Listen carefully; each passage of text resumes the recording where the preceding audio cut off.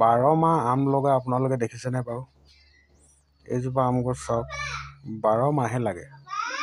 অলপ আগত ডাঙৰ আম ইয়াত খাই গ'ল, পকা আম খাই গ'ল। মোৰ সৰু বাৰীত মানে এইটো আম মই লগাইছোঁ। গছজোপা চাওক ইমান ধুনীয়া হৈছে, বেছি ওখও নহয়।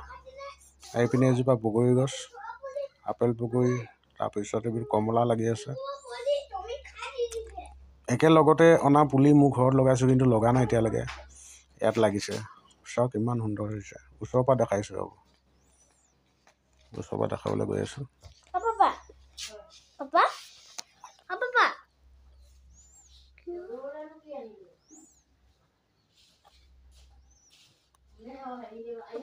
এইবোৰ কমলা।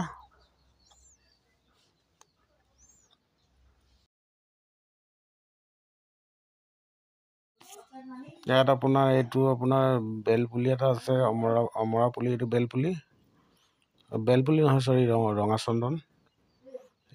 এইজোপা বগা চন্দন, তলৰজোপা